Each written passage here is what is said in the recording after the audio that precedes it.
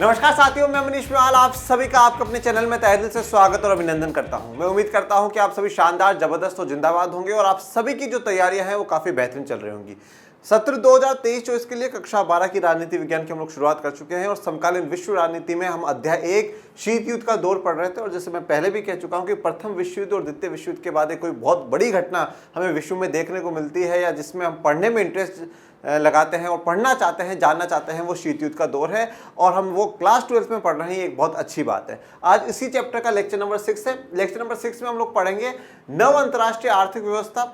ये जो नव अंतर्राष्ट्रीय आर्थिक व्यवस्था है, ये जो नियो वाला टॉपिक है, ये आज आप कोई पहली बार नहीं पढ़ रहे हैं। अब आप बोलोगे सर पहली बार नहीं पढ़ रहे हैं, इसका मतलब क्या हुआ? इसका मतलब यह है कि ये वाला टॉपिक आप लोग क्लास 10th में पढ़ चुके हो। अब क्लास 10th में कहां पर पढ़ा है वो मैं बताऊंगा। अब आपको लग रहा है कि भैया पॉलिटी में 12th में पढ़ रहे हैं तो क्लास 10th में भी पॉलिटी में ही पढ़ा होगा। नहीं, क्लास 10th में ये वाला टॉपिक हमने हिस्ट्री में पढ़ा है। हिस्ट्री नहीं, हाई स्टोरी में हमने ये वाला टॉपिक पढ़ा है। तो आज इसको और भी बड़े विस्तार से समझने की कोशिश करेंगे। फिर बात करेंगे भारत और शीत युद्ध की। जैसा कि मैं स्टार्टिंग से यही की बात कहता हुआ हूं कि समकालीन विश्व राजनीति की किताब पढ़ने का हमारा मुख्य उद्देश्य ये है कि विश्व में जो भी घटनाएं हो रही है उसका भारत पे क्या प्रभाव पड़ रहा है या भारत उन पे अपना क्या स्टैंड लेता है, क्या एक्शन लेता है, वो हमें जानना है। तो हम जानेंगे कि शीत युद्ध पर भारत के क्या विचार हैं, भारत किस प्रकार से शीत युद्ध में अपना व्यवहार दर्शाता है और भारत के व्यवहार पर कुछ आलोचनाएं करी जाती हैं कि भारत का व्यवहार दोनों के पक्षों में नहीं है, समाजवाद की तरफ थोड़ा सा झुका हुआ व्यवहार है, जानेंगे। और फिर बात करेंगे एमसीक्यू की, मल्टीपल चॉइस क्वेश्चंस, या जो आपका टेस्ट होता है उसमें वैसे काफी बच्चे हैं जो कमेंट देते हैं, आंसर्स लिखते हैं, बहुत अच्छी बात है, बहुत अच्छा है। और हम जो लास्ट का आंसर है वो भी आज जानेंगे। चलिए अब बात करते हैं नव अंतर्राष्ट्रीय आर्थिक व्यवस्था की, या इसे इंग्लिश में कहा जाता है न्यू इंटरनेशनल इकोनॉमिक ऑर्डर।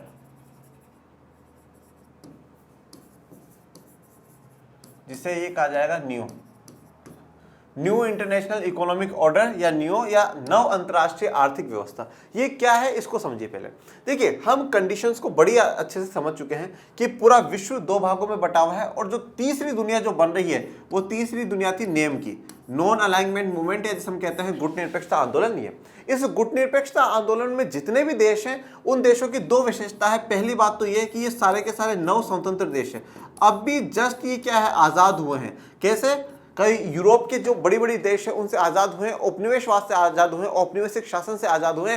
और इस औपनिवेशिक शासन से आजाद होने के बाद इनके सामने जो सबसे बड़ा चैलेंज है वो है अपने देश का विकास करना, अपने देश का विकास करना। तो एक तो ये नव स्वतंत्र है और दूसरा अगर मैं कहूं ये अल्प विकसित देश है, मतलब पूर्ण रूप से विकसित नहीं है, ये विकसित नहीं है। इसलिए इन कंट्रीज के लिए वर्ड इस्तेमाल करा जाता है एलडीसी। अब आप बोलोगे एलडीसी सर कोई पोस्ट है क्या? बाबू वाली पोस्ट? बाबू वाली पोस्ट नहीं है। इस पोस्ट का फुल फॉर्म है लीस्ट डेवलप्ड कंट्रीज।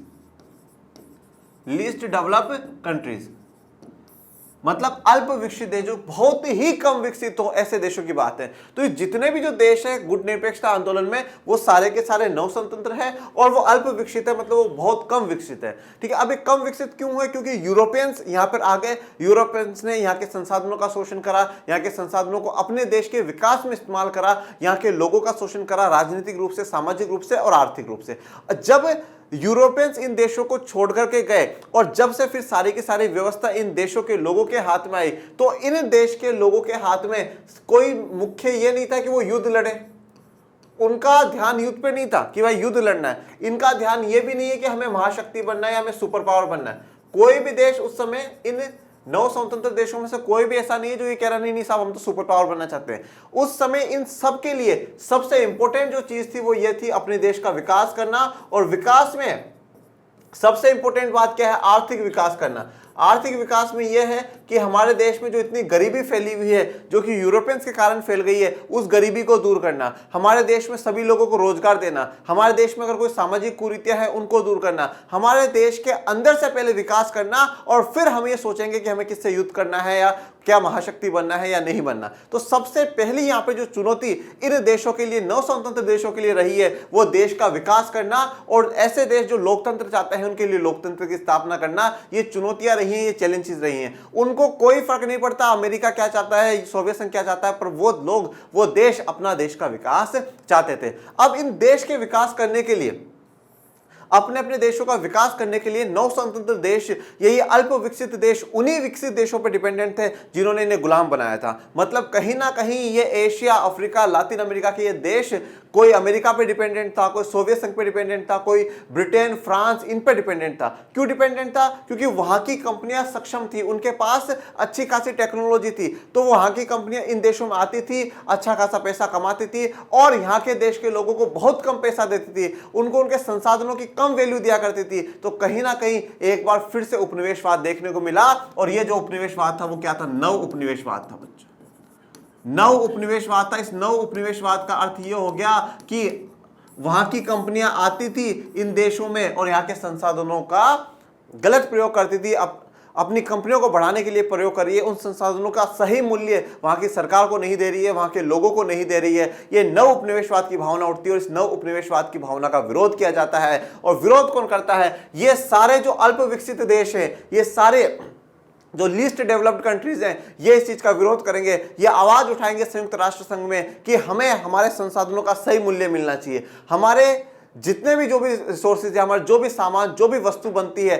वो वस्तु हम भी विदेशों में बेच सके। अगर हमारे यहाँ पर कोई सामान बन रहा है, हम उसको विदेशों में बेच सके। ये बड़े बड़े देश क्या करते हैं? ये कहते हैं कि आप हमारा सामान खरीद लो, ठीक है, आप हमारा सामान खरीद लो, पर हम आप लोगों के देश का सामान नहीं खरीदेंगे। तो भैया फिर मार्केट मिलेगा कैसे?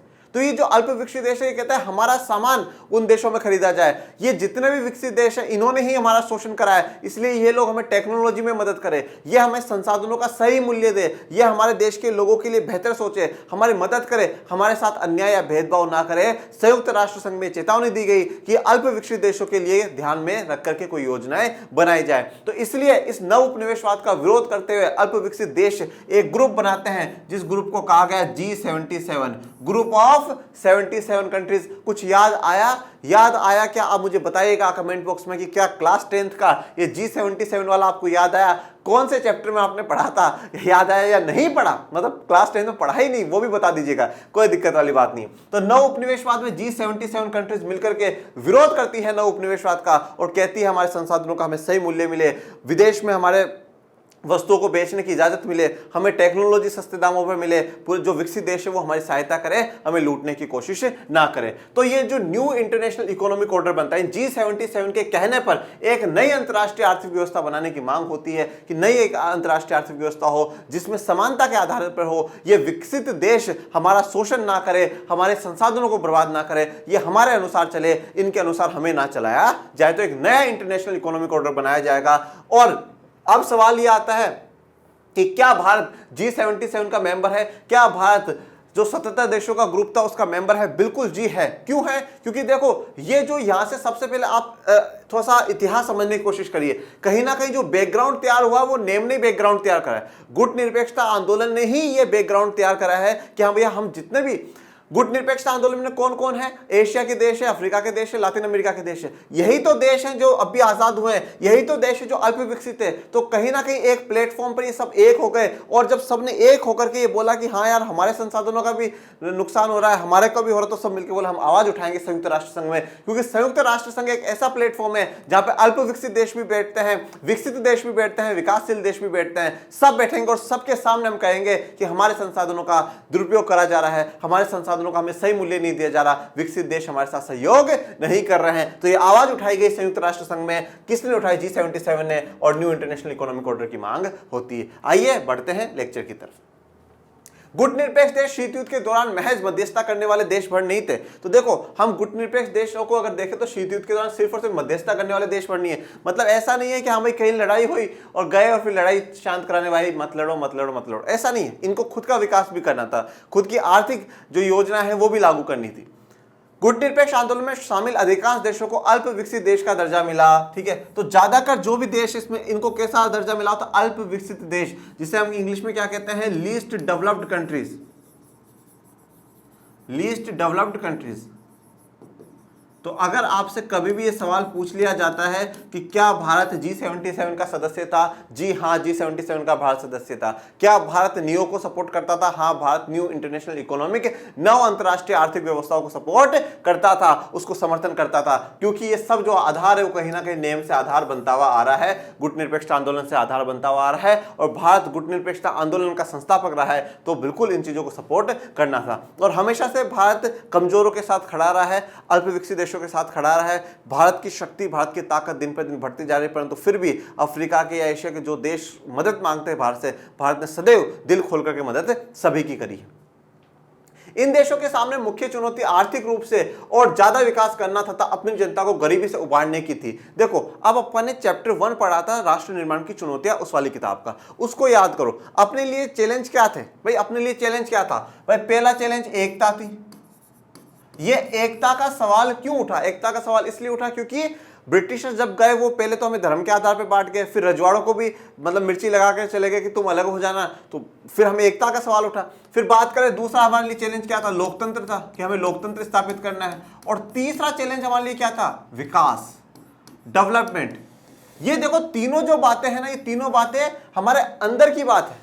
हमारे चैलेंजेस में, हमारी चुनौतियों में ये नहीं था कि हमें उस देश से लड़ना है या हमें उस देश के बराबर पहुंचना है, उस देश जितने परमाणु बम इकट्ठा करना है, ऐसा बिल्कुल भी नहीं। ये तीनों अंदर के चैलेंज थे। एकता करनी है, लोकतंत्र स्थापित करना है, विकास करना है। विकास का मतलब क्या था कि समूचे समाज का विकास होना चाहिए, चाहे वो अगड़ा हो चाहे पिछड़ा हो, सबका विकास होना चाहिए। और जो मुख्य धारा से पीछे रह चुके हैं उनको विशेष ध्यान देकर के उनको बराबर लाने की सरकार कोशिश करेगी। तो भारत के लिए मुख्य चुनौती क्या थी? विकास करना, डेवलपमेंट करना, गरीबी से लोगों को बाहर निकालना, सामाजिक कुरीतियों से लोगों को बाहर निकालना, यह काम था। इसी प्रकार से जितने भी नव स्वतंत्र देश थे उनके लिए भी यही बात थी। उनको आर्थिक रूप से और ज्यादा मजबूत बनना था, आर्थिक रूप से ज्यादा पावरफुल उनको बनना था, अपनी जनता को गरीबी से बाहर निकालना था, आर्थिक रूप से पावरफुल बनकर के अपनी जीडीपी को, ऐसा नहीं कि वो जीडीपी चाहते हैं कि रातों रात हमारी जीडीपी बहुत ज्यादा हो जाए, वो सिर्फ ये चाहते हैं कि सबसे पहले हमारे देश में जितनी गरीबी है वो गरीबी कम हो जाए, हमारे देश के जो गरीब लोग हैं वो उस गरीबी से बाहर निकले, उस गरीबी के जो जाल है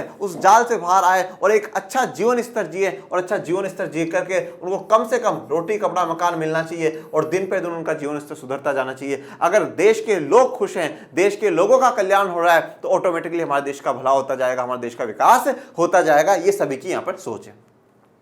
नव स्वतंत्र देशों की आजादी के लिहाज से भी आर्थिक विकास महत्वपूर्ण था। तो नव स्वतंत्र देशों की आजादी के लिहाज से की, ठीक है भाई, अब आजादी मिल चुकी है तो अब हमें क्या आर्थिक विकास पे फोकस करना होगा, इकोनॉमिक डेवलपमेंट जो है उस पर फोकस करना होगा। और देखिए, अब कहीं पे किसी भी यूरोपियन कंट्री ने राज करा हो, उन्होंने मतलब पूर्ण रूप से आर्थिक शोषण तो करा है, ये बात तो तय है, 100% तय है। क्योंकि यूरोपियन कंट्रीज अगर कहीं एशिया अफ्रीका गई है, एशिया और अफ्रीका संसाधन में, संस्कृति में, हर चीज में हमेशा से संपन्न रहा है। अफ्रीका भी हमेशा से बहुत ज्यादा संसाधन है, भारत देख लीजिए, एशिया देख लीजिए, हर जगह संसाधन बहुत रहे। तो ये यूरोपियंस यहाँ पर आए, क्यों आए? क्योंकि उनको वो संसाधन चाहिए थे और उन संसाधनों से वो ज्यादा से ज्यादा पैसा कमा करके अपने देश का विकास करना चाहते थे, अपने देश को पावरफुल बनाना चाहते थे। तो वो आर्थिक शोषण तो उन्होंने करा है। अब आर्थिक शोषण करने का मतलब यह है कि हमें बिल्कुल ही बर्बाद करके चले गए। जितने भी अल्प विकसित देश थे जहां जहां उन्होंने राज करा, उनको सबको बर्बाद करके चले गए। मतलब आर्थिक रूप से तो वो पूर्ण रूप से बर्बाद करके चले गए। तो अब मुख्य चैलेंज तो यह था कि सबसे पहले तो हम क्या करें? आर्थिक विकास हम लोग करें।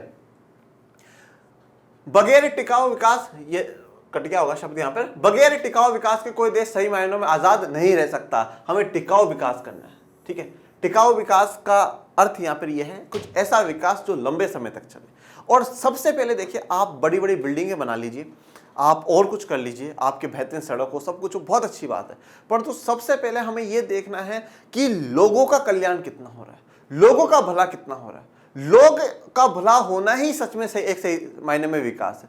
अब लोगों के भले में क्या आता है? सबसे पहले तो जो उनकी मूलभूत आवश्यकता है वो पूरी हो। अब मूलभूत आवश्यकताओं में क्या है? रोटी, कपड़ा, मकान, स्वास्थ्य और शिक्षा। ये 5, जैसे हमारे हाथ में 5 उंगलियां हैं ना, उसी प्रकार से 5 आप कह सकते हैं स्तंभ है एक जीवन को, स्तर को बेहतर बनाने के लिए, किसी की लाइफ को बेहतर बनाने के लिए 5 चीजें। उसको रोटी मिलनी चाहिए, उसे कपड़ा मिलना चाहिए, उसे मकान मिलना चाहिए, उसे स्वास्थ्य सुविधाएं मिलनी चाहिए, और इन सबसे ज्यादा जरूरी उसको शिक्षा मिलनी चाहिए, उसको एजुकेशन मिलनी चाहिए। अगर उसको एजुकेशन मिलेगी तो उसका व्यक्तित्व में सुधार आएगा, वो खुद को बेहतर बनाने की कोशिश करेगा, वो अपने परिवार को, अपने समाज को बेहतर बनाने की कोशिश करेगा। ये 5 मूलभूत जरूरी है। तो अब इनका विकास होना जरूरी। अब भाई रोटी, कपड़ा, मकान, शिक्षा, स्वास्थ्य, ये विकास में आ जाएंगे। भाई अच्छे अच्छे स्कूल्स बने, अच्छे अच्छे हॉस्पिटल्स बने, ठीक है, सरकार ऐसी योजनाएं बनाए जिसमें लोगों को मकान दिए जाए, उनके लिए रोटे कपड़ा की सुविधा सरकार करे। तो बगैर हम टिकाऊ विकास के हम आज़ाद नहीं मान सकते हैं। अभी आज़ाद नहीं रह सकते, ये क्यों? देखो, हमने अगर टिकाऊ विकास कर लिया, जैसे फॉर एग्जांपल आज मानिए कि आज मैं हूं, आज मेरे पास इतना पैसा है कि मेरे पास मैं रोटी कपड़ा मकान शिक्षा स्वास्थ्य ये ले सकता हूं, मतलब मेरी मूलभूत आवश्यकता है उससे थोड़ा बहुत जो है ऊपर मैं कर सकता हूं, मतलब एक तरीके से मैं टिकाऊ हूं, मेरा स्टेबल विकास हो चुका है, इतना हो चुका है कि मुझे किसी का आगे गिड़गिड़ाने की या भीख मांगने की आवश्यकता नहीं है। तो अब मतलब अब मैं एक आज़ाद हूं, मैं अपने फैसले ले सकता हूं, मैं अपने बारे में सोच सकता हूं। पर एक गरीब व्यक्ति को सोचो, जो गरीब है, अब जो गरीब है, जो मजबूर है, वो क्या है, उसको हर व्यक्ति का बात माननी पड़ेगी क्योंकि उसको पैसे चाहिए। तू ये बात नहीं मानेगा, आज से तुझे पैसे नहीं देंगे, जी जी मालिक मालिक मैं कर दूंगा, ये काम कर दूंगा मालिक, आप चिंता ना करो, ठीक है ना। तो अब वो क्या है, दबाव में, मतलब वो आज़ाद नहीं है। तो इसी प्रकार से जब तक इन अल्प विकसित देशों का विकास नहीं हो जाता, टिकाऊ विकास नहीं हो जाता, मतलब वो किसके दबाव में रहे, वो यूरोपियन कंट्रीज के दबाव में रहे। तो इसलिए इनको खुद का टिकाऊ विकास करना जरूरी था, जिससे कि ये जो दबाव है वो दबाव हटे और हम सच्चे मायने में, सही मायने में हम लोग क्या बने, हम आज़ाद हो सके, हम फ्री हो सके, फ्रीडम मिल सके। उसे धनी देशों पर निर्भर रहना पड़ता था। और ये सारे के सारे धनी देश कौन है, ये यूरोपियन कंट्रीज है जिन्होंने हम पर या इन अल्पविकसित देशों पर राज करा। इसमें वह उपनिवेशक देश भी हो सकता था जिससे राजनीतिक आजादी हासिल की गई है, और इन धनी देशों में वो उपनिवेशक देश भी हो सकता है। उपनिवेशक देश जैसे भारत के लिए कौन है, ब्रिटेन, ब्रिटेन ने हम पर राज करा, ठीक है। तो हर जो ये अल्पविकसित देश है उन पर किसी ना किसी यूरोपियन कंट्री ने राज करा है। तो इन धनी देशों में वो एक उपनिवेशक देश भी हो सकता है जिसने राजनीतिक आजादी जिनसे हमने हासिल करी है। तो मतलब जिन्होंने हमें आजाद करके गए, फिर से हमें उन्हीं से ही मदद मांगनी पड़ रही है। इसी समझ से नव अंतरराष्ट्रीय आर्थिक व्यवस्था की धारणा का जन्म हुआ। अब यहीं से एक नई विचारधारा निकलती है, नव अंतरराष्ट्रीय आर्थिक व्यवस्था, न्यू इंटरनेशनल इकोनॉमिक ऑर्डर के एक धारणा, एक विचार का जन्म होता है। 1972 संयुक्त राष्ट्र संघ के व्यापार और विकास से संबंधित सम्मेलन United Nation conference on trade and development अकाउंटेड में towards a new trade policy for development structure एक रिपोर्ट प्रस्तुत की गई। तो 1972 की बात आ रही है। संयुक्त राष्ट्र संघ का ये मैंने लोगो दिखाया है, ठीक है। ये जो यहाँ पे पत्तियां दिखाई जाती है ना, ये पत्तियां शांति का प्रतीक होती है और पूरे बीच में विश्व को दर्शाया जाता है। तो संयुक्त राष्ट्र संघ का व्यापार और विकास से संबंधित सम्मेलन हुआ, ठीक है। व्यापार और विकास से लेकर के एक सम्मेलन, एक कॉन्फ्रेंस आप कह सकते हैं कि मीटिंग हुई। तो उसमें एक रिपोर्ट थी, United Nation conference on trade and development, ठीक है। तो ये इसी का नाम है, ये हिंदी में लिखा है व्यापार और विकास से संबंधित सम्मेलन, और ये इंग्लिश में लिखा हुआ है United Nation conference on trade and development, ठीक है। व्यापार पर और डेवलपमेंट को लेकर के मीटिंग है। उसमें एक रिपोर्ट जारी करी जाती है बच्चों, जिसपे नाम क्या दिया जाता है, towards a new trade policy for development, ठीक है। मतलब towards a new trade policy, trade का मतलब क्या होता है, व्यापार, ठीक है। पॉलिसी मतलब एक योजना, मतलब एक नए व्यापार योजना की तरफ। टूवर्ड्स का मतलब क्या होता है, हम उस तरफ बढ़ रहे हैं, एक नए व्यापार योजना की तरफ बढ़ रहे हैं। और ये व्यापार योजना किस लिए, डेवलपमेंट के लिए, विकास के लिए, मतलब विकास के लिए एक नई व्यापार योजना की तरफ हम लोग बढ़ रहे हैं। इस नाम से एक रिपोर्ट प्रकाशित करी जाती है और वो रिपोर्ट आधार बन जाएगी। इस रिपोर्ट में वैश्विक व्यापार प्रणाली में सुधार का प्रस्ताव किया गया। अब इस रिपोर्ट में वैश्विक व्यापार, जो पूरी दुनिया में व्यापार चल रहा है, उस प्रणाली में, उस सिस्टम में सुधार का प्रस्ताव किया गया कि सुधार करे जाए, कुछ चेंजेस किए जाए। इस रिपोर्ट में कहा गया था कि सुधारों से पहला, अल्प विकसित देशों को अपने उन प्राकृतिक संसाधनों पर नियंत्रण प्राप्त होगा जिनका दोहन पश्चिम के विकसित देश करते हैं। तो इसमें अब क्या क्या इंपॉर्टेंट बातें हैं, न्यू इंटरनेशनल इकोनॉमिक ऑर्डर किस प्रकार से लागू होता है वो समझना। सबसे पहले क्या कहा गया इन सुधारों में कि जो अल्प विकसित देश है, जिन्हें हम एलडीसी कह रहे हैं, या हम ये भी कह सकते हैं जो नव स्वतंत्र देश थे, इन एलडीसी कंट्रीज के जो प्राकृतिक संसाधन है, प्राकृतिक संसाधन का मतलब क्या हो गया, हमारे जल, हमारे जंगल, हमारे जमीन, हमारे माइंस वाइन, सब कुछ जो है हमारे प्राकृतिक संसाधन है, उन पर नियंत्रण किसका हो, इन्हीं देशों का हो। तो अब आप बोलोगे सर हमारे देश की जमीन है तो हमारा ही नियंत्रण है, परंतु एक्चुअल में हो क्या रहा है कि हमें विकास करने के लिए उन लोगों की मदद लेनी पड़ रही है और वो हमारी इस मजबूरी का फायदा उठाते हैं, हमारे जो संसाधन है उनका ज्यादा दोहन कर रहे हैं, उनका गलत इस्तेमाल कर रहे हैं और अपना देश का विकास कर रहे हैं। तो इन प्राकृतिक संसाधनों पूरा कंट्रोल किसका हो, इन कंट्रीज का हो, जिनका दोहन का मतलब एक तरीके से कह सकते हैं उनका इस्तेमाल करना, उनको बर्बाद करना कौन कर रहे हैं, पश्चिम के जो विकसित देश हैं वो कर रहे हैं। दूसरा, अल्प विकसित देशों की पहुंच पश्चिम देशों के बाजार तक होगी, अपना सामान बेच सकेंगे और इस तरह गरीब देशों के लिए यह व्यापार फायदेमंद होगा। ठीक है, तो पहला तो क्या बोला कि इनके संसाधन इनके ही रहे, उन पर कंट्रोल इन्हीं का रहे, विकसित देश अपना कंट्रोल ना जमाए। दूसरी बात क्या बोली, ये जो पश्चिम के देश हैं, ये पश्चिम वाले देश क्या है, विकसित देश हैं, इन विकसित देशों में इन अल्प विकसित देशों के सामान बेचे जा सके, उनका भी मार्केट मिले। अगर कहीं मान लीजिए अफ्रीका के किसी देश में कहीं सामान बन रहा है तो वो सामान अमेरिका में भी बिके, वो सामान यूरोप के देशों में बिके। पर ये अमेरिका यूरोप वाले क्या कर देते हैं, जब खुद को सामान बेचना होता है, लीजिए हमारा प्रोडक्ट ले लीजिए, हमारा प्रोडक्ट ले लीजिए, पर जब वहां से प्रोडक्ट आता है तो हाथ खड़े कर देते हैं, नहीं नहीं साहब हमें आपका प्रोडक्ट नहीं चाहिए। तो आपने तो बेच करके पैसा कमा लिया, पर जब वो बेचने आ रहे हैं तो आप रोक लगा रहे हो, मतलब आप उनका डेवलपमेंट नहीं चाहते हो, आप उनका विकास नहीं चाहते हो, आपके जो माइंड सेट है उसमें शोषण की नीति बनी हुई है।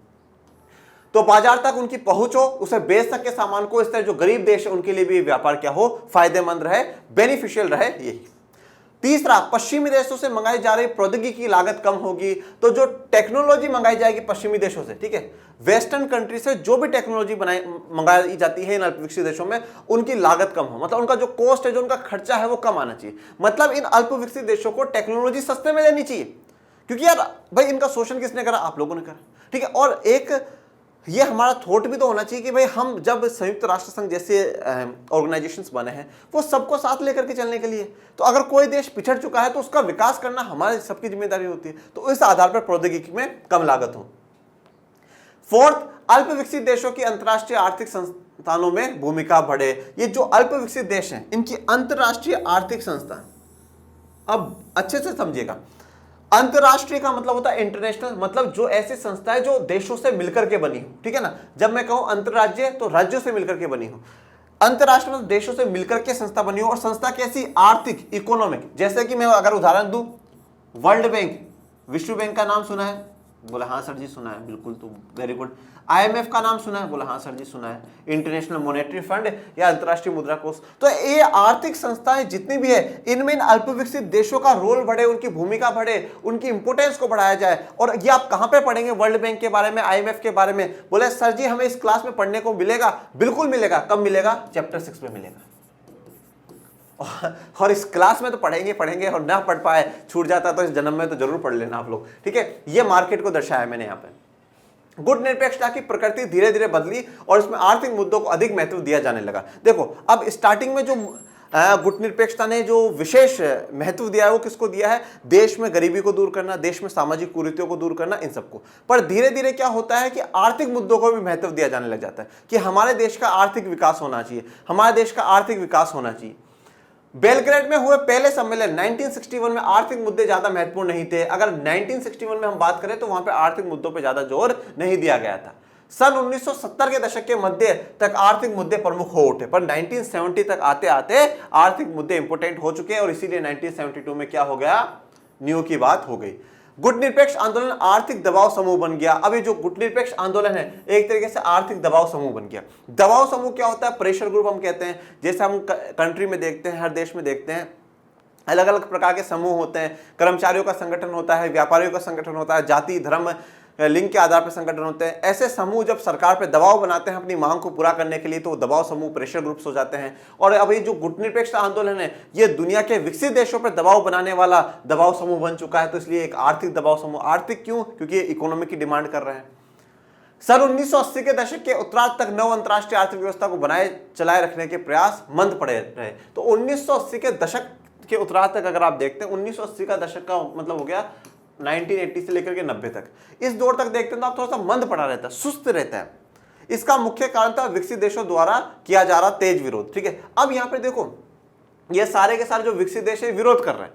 ये विरोध कर रहे हैं, क्यों खोले हम हमारा मार्केट, हमारी कंपनी तो उनके देश में काम करने जा रही तो क्यों ना जाए, हम क्यों उनका माल खरीदे, हम क्यों उनको टेक्नोलॉजी हमारे सस्ते में दे। तो वो इस चीज का विरोध कर रहे हैं। और विकसित देश हैं, अमीर अमीर हैं सारे, तो अमीर बैठो के मीटिंग कर ली और सब एक साथ आवाज लगा रहे, नहीं नहीं साहब हम मदद नहीं करेंगे, आवाज दो, हम सब एक है, हम किसी की मदद नहीं करेंगे, हम सिर्फ हम कमाएंगे, हम खाएंगे, हम मस्त रहेंगे।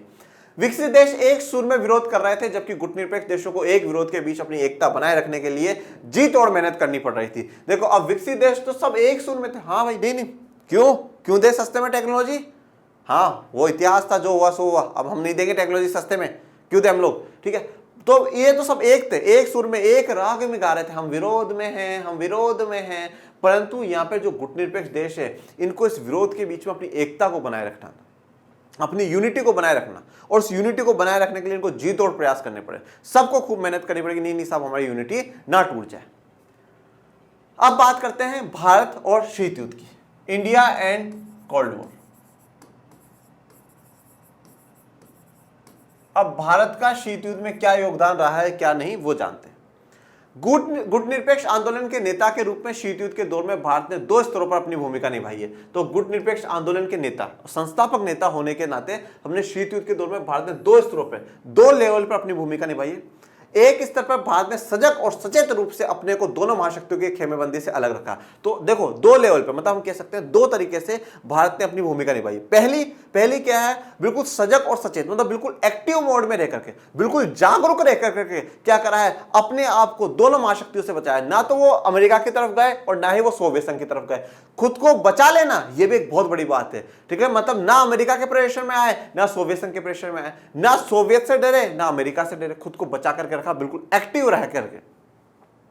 दूसरा, भारत ने उपनिवेशों के चुंगल से मुक्त हुए नव स्वतंत्र देशों की महाशक्तियों के खेमे में जाने का पुरजोर विरोध किया, ठीक है। दूसरी बात हम देखें, पहला तो क्या हो गया, खुद को बचा लिया, और दूसरा बाकी जो नव स्वतंत्र देश उनको भी बचाया, उनको भी समझाया, भाई तुम क्यों जा रहे हो महाशक्तियों की तरफ, हाँ वो तुम्हें फिर से बर्बाद कर देंगे, पहले ही बर्बाद करके जा चुके हैं और बर्बाद कर देंगे, तो इसलिए क्या करना। फिर वो पूछते थे नेहरू जी हम करें तो करें क्या, बोले कुछ ही मत करो, मेरे साथ आ जाओ, अपन सब मिलकर नेम बनाएंगे, हम सब गुटनिरपेक्ष आंदोलन में चलेंगे।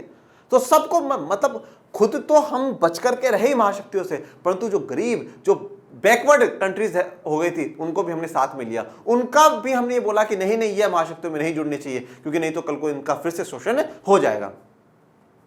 भारत की नीति न तो नकारात्मक थी और न ही निष्क्रियता की थी। देखो भारत की नीति न तो नकारात्मक थी, नेगेटिव भी नहीं थी, और निष्क्रियता का मतलब होता है नॉन एक्टिव, मतलब हम तो एक्टिव नहीं है, हाँ जो हो रहा होने तो हमें कोई मतलब नहीं, ऐसा भी नहीं है। तो ना हम नेगेटिव है ना हम नॉन एक्टिव है। नेहरू ने विश्व को याद दिलाया कि गुटनिरपेक्षता कोई पलायन की नीति नहीं है। पलायन का मतलब क्या होता है, एक जगह से दूसरी जगह मूव कर जाना। तो बोला गुटनिरपेक्षता कोई पलायन की नीति नहीं है कि हाँ हम सबसे दूर होकर के बस बाहर हो गए, ऐसा नहीं है, बिल्कुल भी नहीं है। इसके विपरीत भारत शीत युद्ध कालीन प्रतिद्वंदिता की जकड़ ढीली करने के लिए अंतर्राष्ट्रीय मामलों में सक्रिय रूप से हस्तक्षेप करने के पक्ष में था। तो भारत ने शीत युद्ध का जो काल था, जो समय था, उस समय जो प्रतिद्वंदिता था, जो ये तनाव चल रहा था, ये जो कंपटीशन दोनों महाशक्तियों में चल रहा था, उसकी जकड़ ढीली करने के लिए, मतलब उसको बड़े लेवल पर ना पहुंचने के लिए, उसको और कम करने के लिए, उन दोनों के बीच में जो कटुता थी, जो कठोरता थी, उसको कम करने के लिए अंतर्राष्ट्रीय मामलों में हमेशा सक्रिय रूप दिखाया। हमेशा बार बार में भारत सरकार ने, भारत ने इंटरफेयर कराया कि नहीं लड़ाई नहीं होनी चाहिए। भारत का हमेशा से एक ही मुद्दा रहा है, शांति।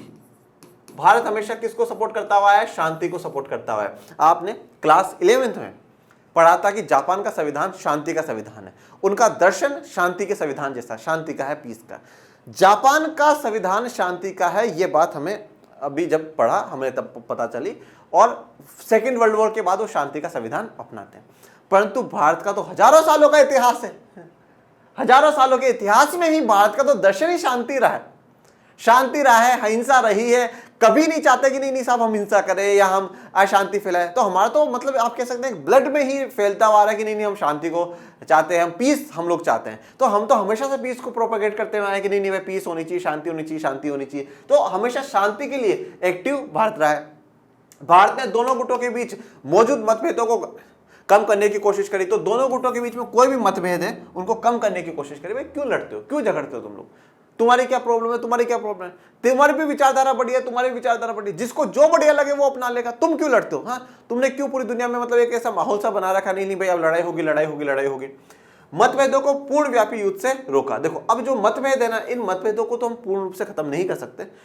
देखो मतभेद का मतलब क्या, मत का मतलब एक तरीके से व्यू है हमारा कि भाई मैं ये सोचता हूं आप ये सोचते हो, उनमें भेद है। और भेद का मतलब क्या है, डिफरेंस है। आपका व्यू और मेरा व्यू एक नहीं है, मैं और कुछ सोचता हूं आप और कुछ सोचते हो। ऐसे जो मतभेद है उनको पूर्ण व्यापी युद्ध से रोका। अब इन मतभेदों में बीच बीच में समझा के गुटनिरपेक्षता के देशों और विशेष करके भारत ने उससे पूर्ण व्यापी युद्ध, एक बड़ा युद्ध बनने से रोका है। भारत ने गुटनिरपेक्ष आंदोलन में शामिल अन्य सदस्यों को भी ऐसे कामों में संलग्न रखा। तो भारत ने गुटनिरपेक्ष आंदोलन जो बाकी सदस्य हैं उनको भी ऐसे ही कामों में लगाया रखा कि भाई देखो हमें लड़ना भी नहीं है और लड़ाना भी नहीं है, इसलिए शांति बनाने की हर जगह कोशिश करो।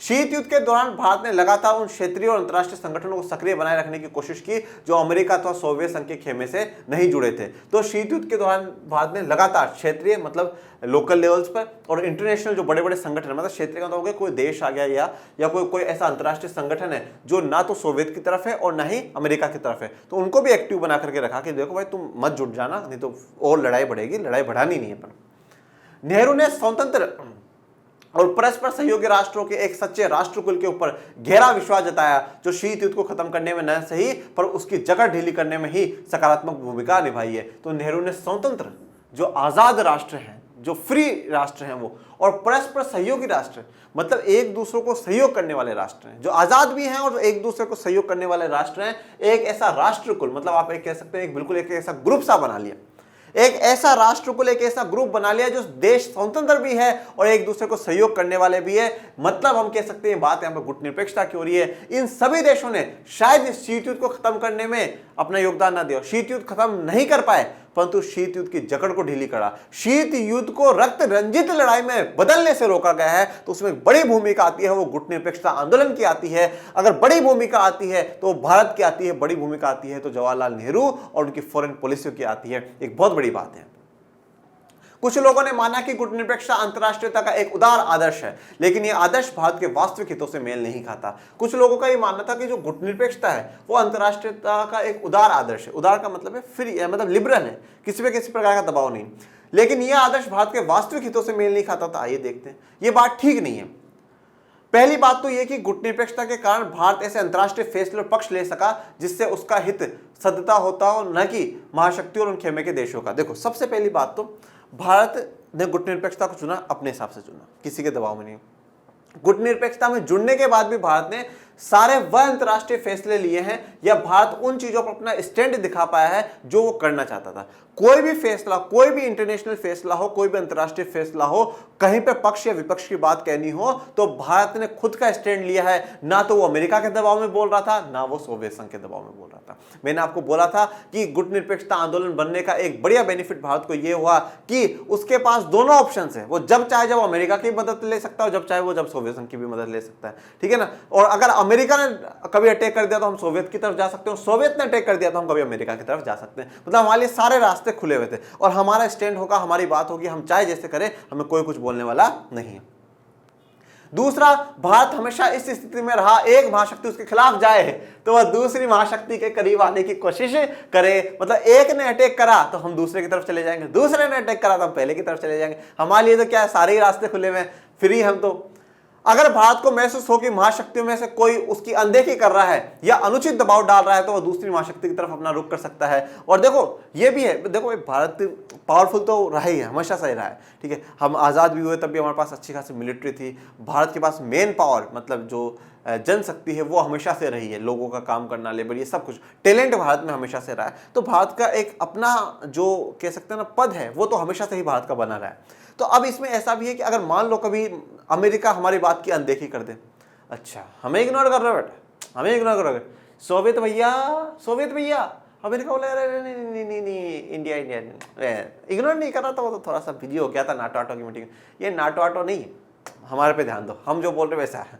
और कभी जैसे सोवियत संघ हमारी बात को इग्नोर कर रहा है, मैं नहीं सुना इंडिया का, हमें इग्नोर कर रहा हूँ।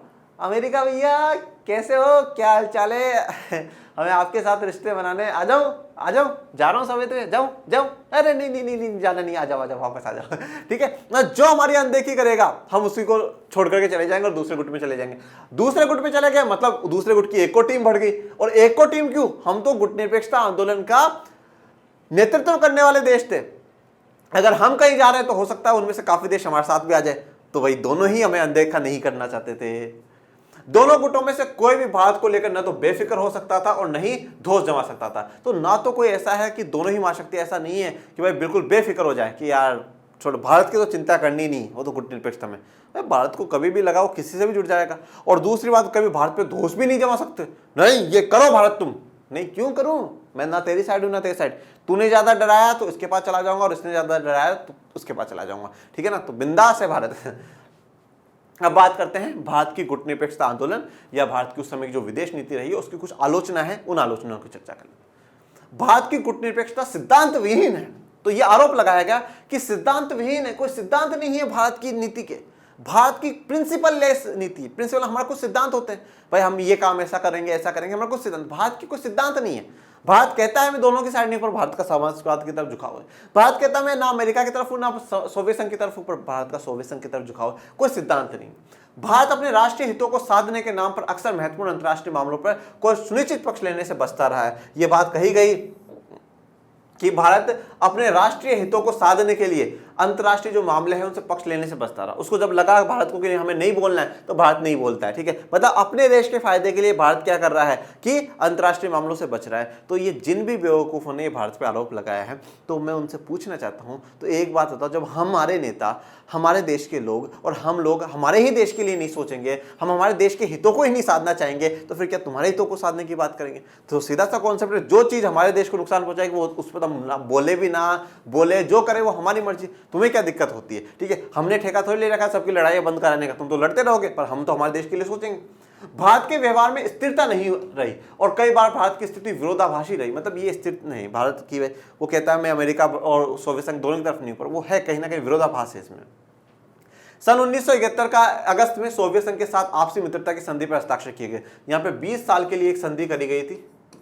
अब आपको अच्छे से पता होगा 1971 में बांग्लादेश को आज़ाद कराने के लिए पाकिस्तान से लड़ाई लड़नी थी, तो उस समय पाकिस्तान के जो संबंध थे, ठीक है ना, वो नज़दीकी संबंध अमेरिका भैया के साथ थे। अब अमेरिका भैया के साथ थे तो फिर अब भारत को वही एक महाशक्ति की तरफ झुकाव अमेरिका का हो गया, तो कहीं ना कहीं फिर भारत को भी सपोर्ट लेना जरूरी था। और देखिए हमने मतलब इन महाशक्तियों की मदद भी ली ना, तो किसी को आज़ाद कराने के लिए लिए। हमने ऐसे महाशक्ति की मदद नहीं मांगी कि भाई हम इस देश को गुलाम बना ले, नहीं। हम बांग्लादेश वालों ने कहा हमें भारत मदद करे, तो बांग्लादेश की मदद करने के लिए हमने सोवियत संघ की महाशक्ति की मदद ली। मतलब विश्व में शांति स्थापित हो, विश्व में सब खुश रहे, उसी लिए हमने मदद मांगी है। तो 1971 में पाकिस्तान की लड़ाई में भारत 20 साल के लिए सोवियत संघ से मित्रता के साइन कर लेता है। सोवियत खेमे में शामिल होना माना, तब काफी लोगों ने बोला जब दोस्ती की ट्रीटी कर ली है तो फिर तो मतलब आप सोवियत खेमे में शामिल हो गए। अब भारत का क्या पक्ष है, भारत क्या कहता है? भारत का दृष्टिकोण था कि बांग्लादेश संकट के समय उसे राजनयिक और सैनिक सहायता की जरूरत थी और यह संधि उसे संयुक्त राज्य अमेरिका सहित अन्य देशों से अच्छे संबंध बनाने से नहीं रोकती। भाई हम कौन सा वार्सो संधि में जाकर के शामिल हो गए? हमने तो सिर्फ एक ट्रीटी साइन करी है, हमें तो उस समय सैनिकों की, हथियारों की इनकी जरूरत थी, इसलिए करी है, ठीक है। और ऐसा नहीं कि हमने सोवियत संघ से कर लिए तो हम कोई अमेरिका के साथ ट्रीटी नहीं कर सकते या अमेरिका के पक्ष विपक्ष में नहीं बोल सकते, हम बिल्कुल फ्री हैं। तो ये कुछ आलोचनाएं हैं। अब एमसीक्यूज लास्ट में अपने पास 4 एमसीक्यूज थे, ठीक है। क्वेश्चन 1, क्वेश्चन 2, क्वेश्चन 3 और क्वेश्चन 4, ठीक है। उनके आंसर्स हैं बी, ए, डी और सी। चलिए अब आज के जो एमसीक्यूज है वो शीत युद्ध के प्रति भारत की क्या नीति है, सकारात्मक, नकारात्मक, सक्रिय और हस्तक्षेप या इनमें से कोई नहीं। क्वेश्चन नंबर 2, सन 1972 में संयुक्त राष्ट्र संघ की बैठक में वैश्विक व्यापार प्रणाली में सुधार संबंधी कौन सा रिपोर्ट प्रस्तुत किया गया? Towards the new policy for development, स्वतंत्र और परस्पर सहयोगी राष्ट्रों के सच्चे कुल, एलटीबीटी या एनपीटी, ठीक है। इनमें से कौन सा आंसर होगा वो आप मुझे बता दीजिएगा।